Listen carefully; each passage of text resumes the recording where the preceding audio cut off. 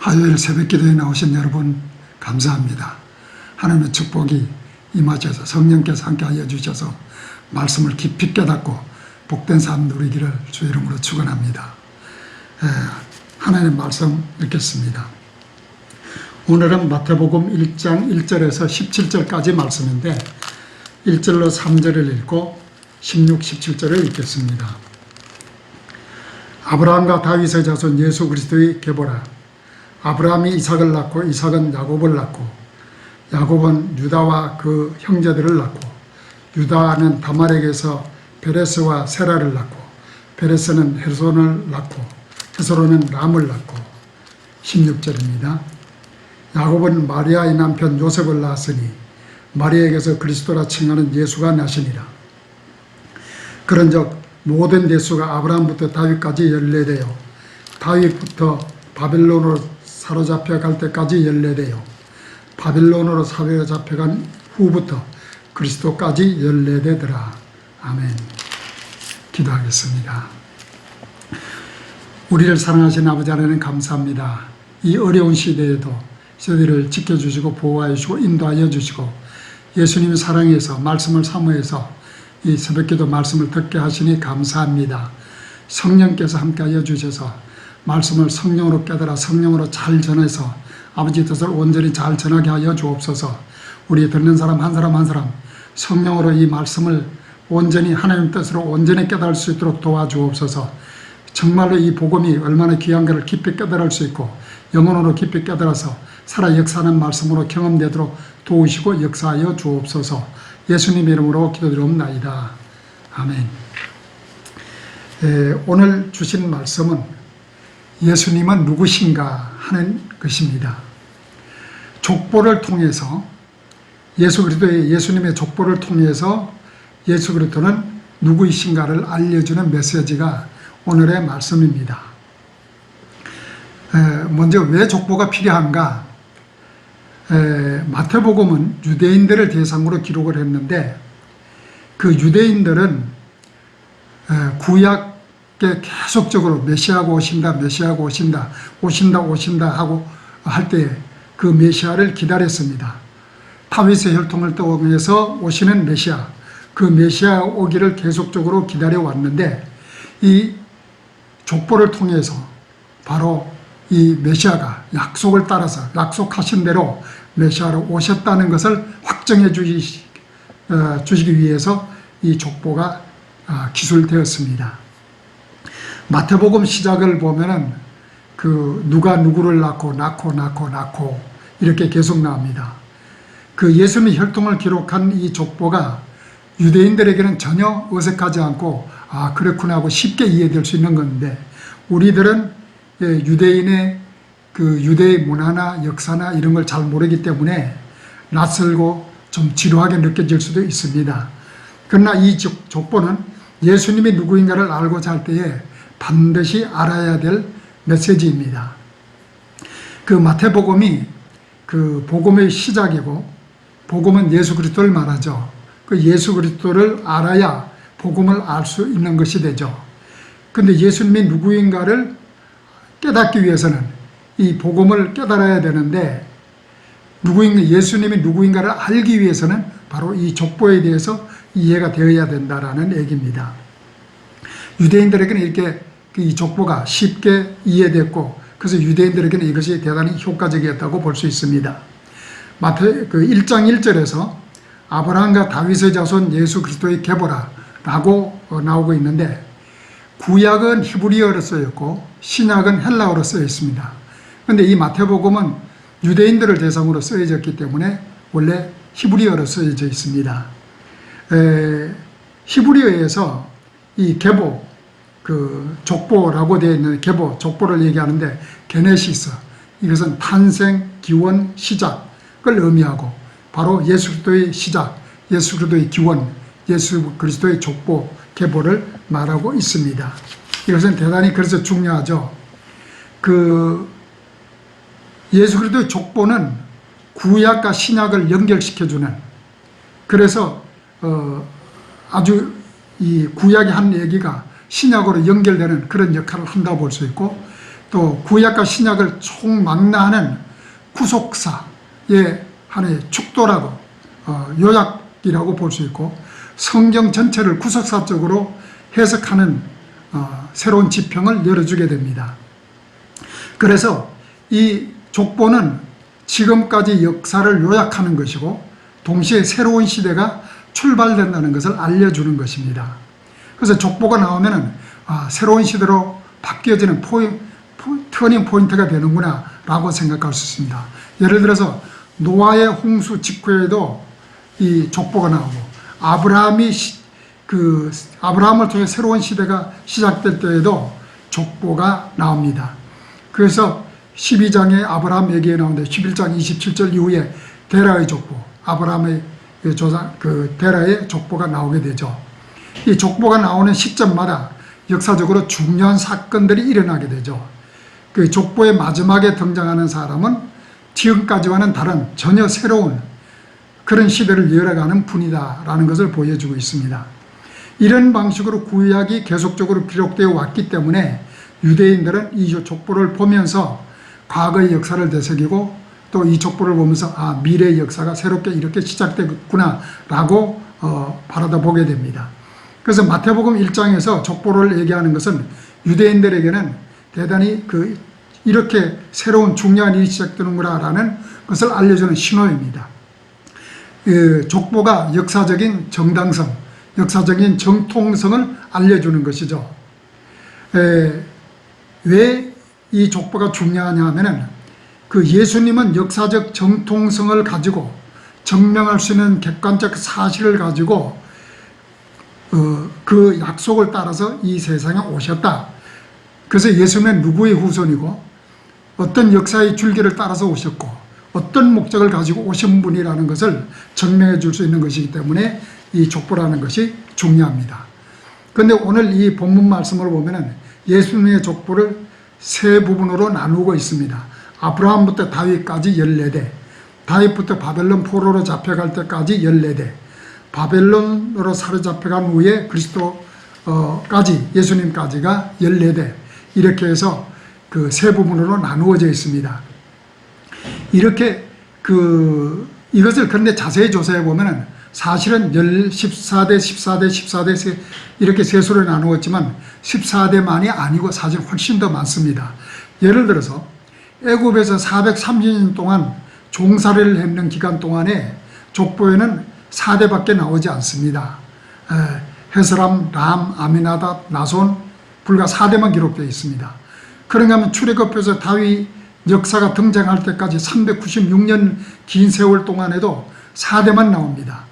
그러면 400년, 430년 동안에, 396년 동안에 각 4대밖에 태어나지 않은 건 아니겠죠. 그렇죠. 많은 대수가 태어나는데 생략되고 4대만 기록이 되었습니다. 그러면은 다윗 이후 요시아 때까지 14대가 기록되어 있지만 여기에서도 요시아, 요아서, 아마샤 3대가 빠져 있고, 바벨론으로 이거할 때를 전후해가지고 여호와서, 여호야김, 시드기야 3대도 빠져 있습니다. 그러면 왜 이와 같이 14대라고 했을까요? 이거는 히브리어가 갖고 있는 특수한 의미가 있습니다. 아들을 벤이라고 하는데 그 벤이라고 하는 단어는 아들도 아들이고 손자도 아들도 벤이고 손자도 벤이고 3대, 4대, 10대, 100대 손도 벤입니다. 우리말은 아들이죠. 우리로 번역하는 자손, 후손 이렇게 되겠지만 다 벤으로 얘기를 합니다.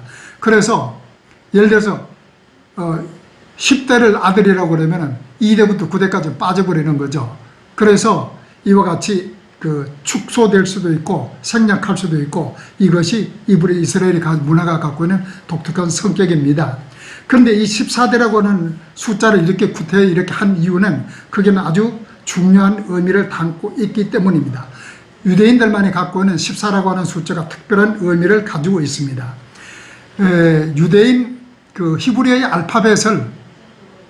알파벳을 숫자로 바꿀 수 있는데, 예를 들면 우리는 한글 기역을 1, 니은을 2, 디귿을 3 이렇게 할 수 있겠죠. 그렇게 하듯이, 예를 들면 그렇게 하듯이 그 사람들 알파벳 첫째 글자를 1로 하고 둘째 글자를 2로 하고 그렇게 합니다. 근데 다윗이라는 글자를 알파벳 우리나라 그 말하면 기억 니은으로 쓴다면은 그 사람들이 알파벳으로 쓰면 어떻게 되느냐 하면은 다윗의 첫 번째 글자가 그 알파벳 네 번째 글자입니다. 그러니까 4가 되고 다윗을 쓸 때 두 번째 글자가 6이 됩니다. 여섯 번째가 6이 됩니다. 그 다음에 다윗을 쓸 때 세 번째 글자가 4가 됩니다. 네 번째 글자 4가 됩니다. 4, 6, 4 합치면은 14가 되죠.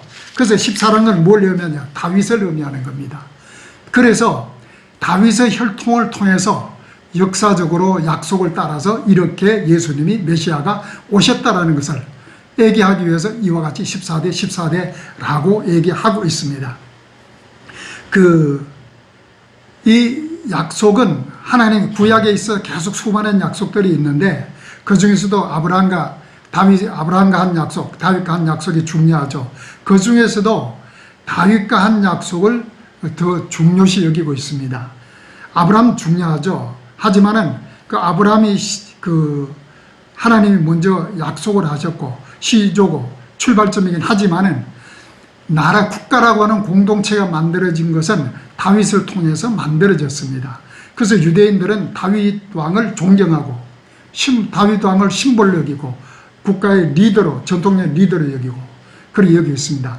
그래서 유대인들의 상징이라는 하는 별 모양도 그 다윗별입니다.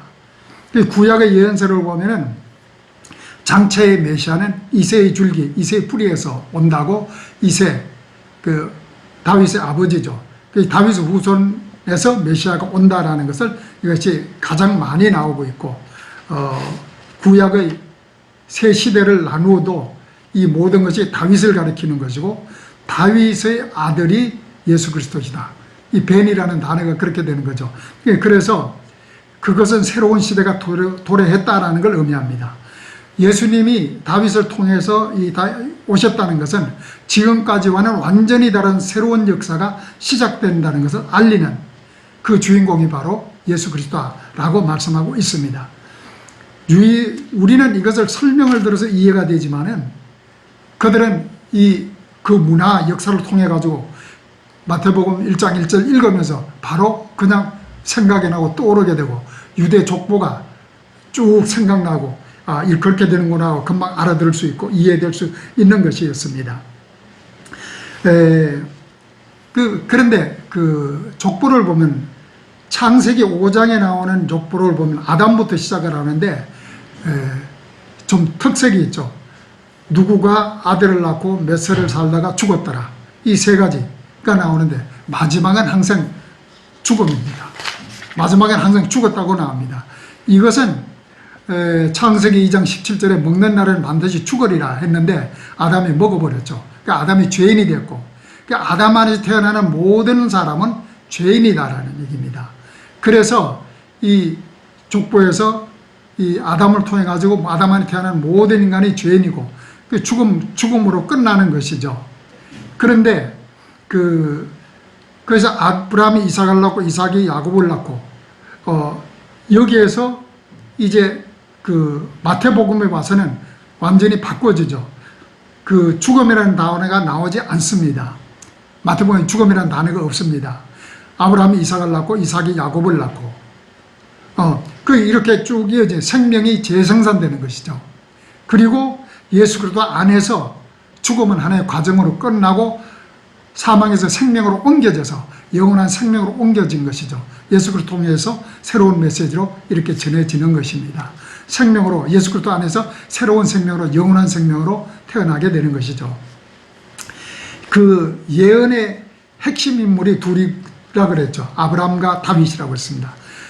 구약에 보면은 계속적으로 메시아가 오신다 하고 나옵니다. 그러나 그 중에서도 가장 중요한 것이 바로 아브라함과 다윗에게 한 약속인데 아브라함에게는 뭐라고 약속했습니까? 그 아들을 모든 족속의 복이 되게 하리라. 너로 인해서 모든 족속이 복을 받으리라 라고 얘기했고 다윗에게는 아들을 주어서 그들의 위가 견고하게 하고 그 아들의 위가 영원하리라고 약속을 했습니다.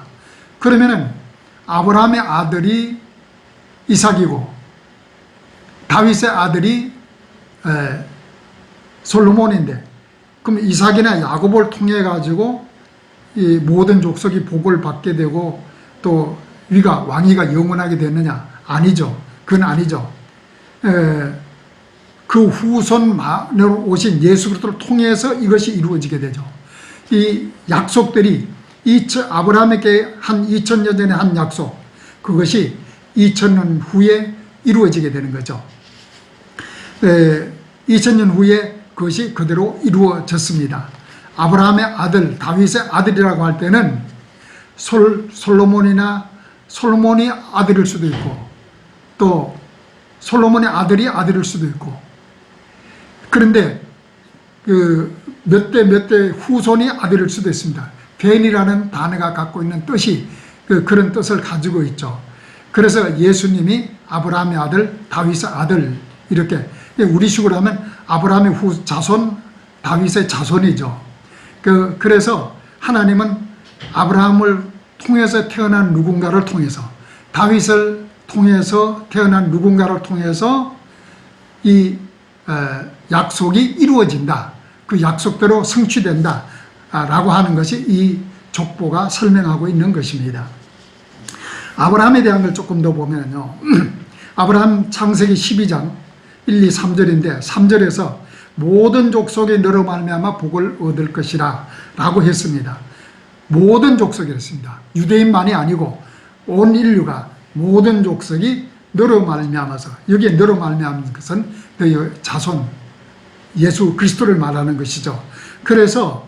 그리고 모든 족속입니다. 유대인만이 아니고 모든 족속이 복을 받을 것이라고 얘기하고 있습니다. 그것은 예수님의 족보를 통해서도 더 확실해집니다. 예수님의 족보에 보면은 이방 여인들이 나옵니다. 이방 여인들이 나오는데 다말, 라합, 룻, 밧세바. 그러면 여기에서 라합이나 룻은 이방 여인입니다. 그 이방 여인이 족보에 들어갔다는 것은 족보의 조상인 예수님의 그리스도의 메시아의 족보에 들어갔다는 것은 온 인류가, 다른 이방인들도 구원을 받는다. 그러니까 온 인류가 복을 받고 이 통로가 돼서 복을 받게 된다라고 말하고 있는 것입니다. 그리고 또 여기에서 당시의 이스라엘은 여자를 사람 취급하지 않았습니다. 족보에 올라간다는 상상할 수가 없습니다. 더구나 이방 여인이 올라간다는 상상할 수가 없죠. 더더구나 거기는 수치스러운 여인들도 있습니다. 다말은 시아버지를 유혹해서 자녀를 낳고 베레스를 낳고, 그리고 라합은 기생이었죠. 기생이었는데 살몬과 결혼해서 보아스가 태어났습니다. 또 보아스는 룻과 결혼해서 오벳이 낳고, 오벳의 아들이 이세고, 이세의 아들이 다윗이고, 다윗은 우리아의 아내 밧세바와 관계해서 솔로몬이 태어나죠. 이 수치스러운 여인들도 이렇게 족보상에 들어가 있는 것은 그런 얘기죠. 이 세상의 모든 어떤 가문도, 어떤 사람도 문제가 없고 죄가 없고 아픔이 없고 수치스러운 일이 없는 사람은 존재하지 않는다. 이 세상 모든 사람은 누구나가 아픔도 있고 고통도 있고 상처도 있고 괴로움도 있고 문제들도 있다. 그러나 예수님께서, 주님으로 오신, 메시아로 오신 예수님은 이 모든 것을 품으시고 십자가에서 품으시고 우리를 구원해 주시고 자녀 삼으시고 복 주시는, 복이 되시는 그분이 바로 예수 그리스도이다 라는 것을 말하고 있습니다. 족보상의 가장 핵심이 다윗인데, 다윗에게는 영원히 다스리는 왕으로 오시는 예수 그리스도를 얘기하고 있죠. 사무엘하 7장 12절에 보면 내가 내 몸에서 내 씨를 내 뒤에 세워 그의 나라를 견고하게 하리라. 이 말씀만 보면은 솔로몬을 통해서 나라가 견고해질 것으로 이해될 수도 있지만은 13절에서 보면은 그는 그의 나라 왕위를 영원히 견고하게 하리라. 솔로몬이 영원히 견고하게 하지 못했죠. 아브라함의 아들 이삭이 그렇게 한 것도 모든 족속에 복을 준 거 아니죠. 그 모든 족속에 복을 주고 영원히 경고하게 하는 것은 메시아 예수 그리스도를 통해서 이루어지는 것이죠. 그래서 다윗과 솔로몬 이후의 모든 왕들, 어떤 왕들도 이와 같이 경고하게 영원한 경고한 나라로, 경고한 왕으로, 경고한 왕위로 세워지지 못했습니다. 메시아가 오신다고 예언을 계속적으로 하지만은 어느 왕도 이것이 어느 왕 때도 이렇게 약속대로 이루어지지가 않았습니다. 이 포로 시대에 백성들은 이 완전히 절망에 빠졌죠. 완전히 어려운 상태에 빠졌죠. 이 또 나주 로마 시대까지 오니까 완전히 절망 상태에 빠졌습니다. 이 포로 시대에 예언이 가장 많이 있습니다. 가장 많은 예언입니다. 그런데 이 예수님 메시아가 오신 것은 그 14대 마지막에 기다리던 다윗 아들 메시아가 오셨습니다. 유대인들이 기대하고 기다리고 대망하던 그분이 오셨는데 절망하고 소망이 없다고 여겨지던 그때에 오셨습니다. 오늘날 우리가 이 코로나로 인해서 어려움을 겪고 힘들지만은 우리가 실망하지 말고 낙심하지 말고 예수님 바라보고 그 예수님이 우리 안에 오셔서 역사하셔서 우리를 성화시키는 그 과정을 통해 가지고 우리는 더욱 우리가 승리하고 성공하고 예수님과 함께 승리할 수 있다고 믿습니다. 예수님 바라보고 우리가 예수 그리스도에 인해서 구원을 받았고 그래서 예수 그리스도가 우리 안에 오셔서 역사하고 성령으로 오셔서 역사하고 있기 때문에 우리가 그 하나님이 우리를 세우시고 이끌어가서는 그것으로 우리는 새롭게 승리하는 삶을 살아가기를 주의 이름으로 축원합니다. 그래서 그 약속을 이루시기 위해서 오신 하나님 예수 그리스도 메시아 그분이 우리를 축복해 주시는 것입니다. 그리고 한 가지 더 우리가 여기에서 주목해야 될 점이 하나 있습니다. 이 족보를 기술하는 방법을 통해서 우리가 알 수 있는 것이 있는데 그게 뭐냐면 첫 번째는 보면 아브라함이 이삭을 낳고 이삭이 야곱을 낳고 일어날 때 남자가 아들을 낳고 이렇게 나옵니다. 그러면 이것은 뭘 얘기하냐면은 아담으로 이어지는 아담의 후손으로 이어서 아담의 죄의 유전을 받아서 죄인의 신분으로 태어났다. 이 세상에 존재하는 모든 사람은 죄인이다라는 겁니다. 이 세상에 존재하는 모든 사람은 죄인입니다. 누구나 할 것 없이. 그래서 예수 없이는 살 수 없는 존재, 모두가 죄인입니다. 두 번째로 그 기술하는 방법은 뭐냐면 누구에서 누구가 낳고 예를 들면 유다가 다말에게서 베레스와 셀라를 낳고 누구가 누구에게서 누구를 낳고 누구가 어떤 여자에게서 누구를 낳고 이렇게 나옵니다. 이때에는 그 여자가 등장할 때는 그 부정한 관계라든가 부적절한 관계라든가 특별한 관계에서 누구에게 태어났다는 표현입니다. 그런데 예수님이 태어날 때 이 두 가지 방법이 아닙니다. 어느 방법도 되지 않습니다. 만약에 첫 번째 방법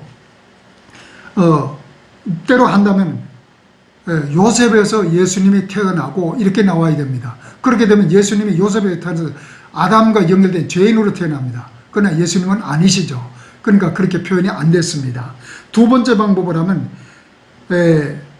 요셉이 마리아에게서 예수를 낳고 이렇게 돼야 되는데 그렇게 되면 특별한 관계로 되는 것이죠. 그렇게 표현할 수 없죠. 예수님은 그렇게 태어난 게 아니죠.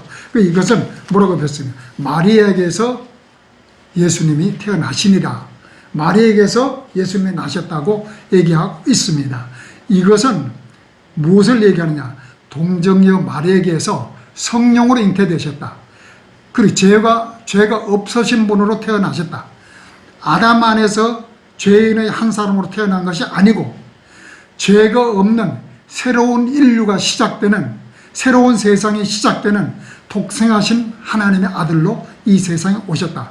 유일하신 아들로 이 세상에 오셨다. 예수님은 참 하나님이시고 참 인간이시고 참 하나님이시다.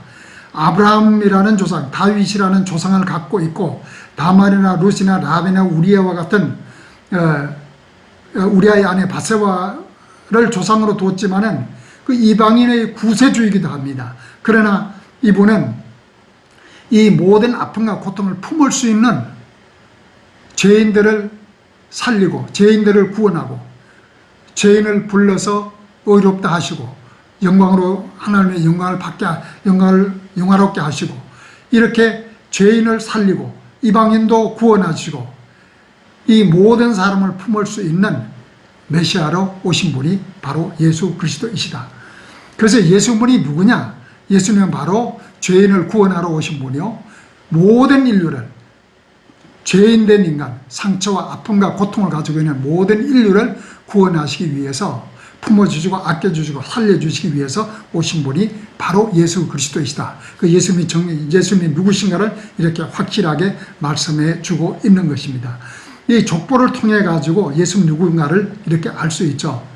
그 오랜 동안 구약의 시대에 계속된 예언과 그 역사를 통해서 말씀하시는 약속이 이루어지신 것이 바로 예수님이시고 그리고 그분이 오셔서 우리 죄값을 다 치르시고 부활하셨고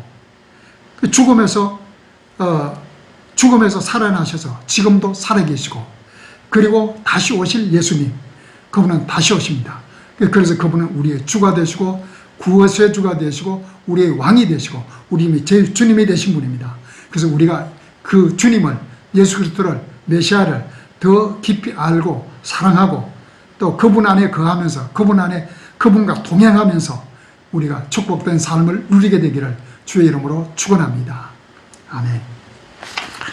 자, 우리 이제 함께 기도할 때에 우리 하나님 앞에 예수 그리스도에 대해서 더 알기 원합니다.